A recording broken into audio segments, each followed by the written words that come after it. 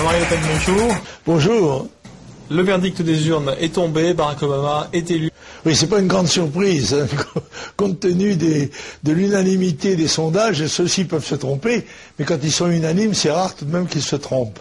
Oui, il l'a emporté, la tradition diplomatique veut que l'on félicite les nouveaux élus. Je ne dérogerai point à cette tradition, porte donc mes félicitations au sénateur Obama pour son élection à la présidence, comme j'aurais d'ailleurs félicité M. McCain, le sénateur McCain, s'il avait été élu. Je crois qu'il en est de même pour tout le monde d'ailleurs. Alors en banlieue parisienne, des jeunes ont fait la fête cette nuit pour célébrer cette victoire. Oui, je crois qu'il y a un certain nombre d'ambiguïtés et partant de là, un certain nombre d'équivoques. Je pense que le sénateur Obama, il sera président que dans 3 mois, n'a pas fait sa campagne électorale sur sa couleur, au contraire.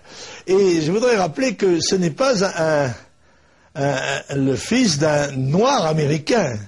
C'est un métis, fils d'un noir africain, qui ne porte donc pas sur les épaules le poids de la tradition, enfin je veux dire de l'esclavage, et par conséquent qui est beaucoup plus à l'aise que quiconque. Cela étant, il est évident que c'est un signal tout de même, un signal en direction de la mondialisation, il ne faut pas se le cacher. Cela étant, et il faut dire que c'est quand même une victoire conjoncturelle, c'est-à-dire que c'est la présidence de Bush qui est condamnée, et M. McCain avait un handicap en dehors des siens propres, il avait un handicap énorme, c'est 8 ans de gouvernement de M. W. Bush. Et ça, c'était pratiquement irrémédiable en quelque sorte.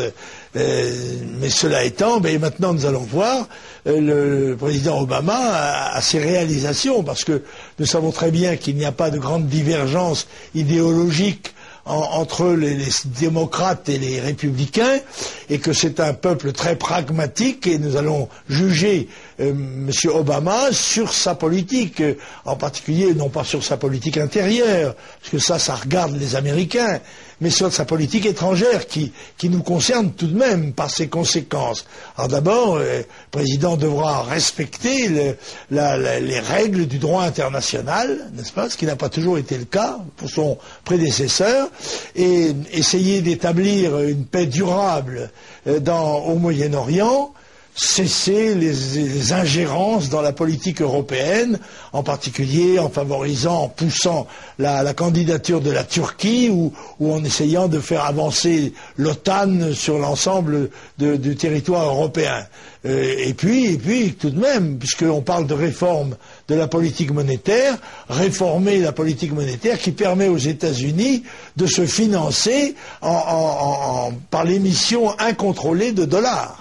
Sur la forme, qu'avez-vous pensé de la politique de communication de Barack Obama? Je crois qu'elle a été excellente, mais elle a été excellente, soutenue tout de même par un torrent financier extraordinaire.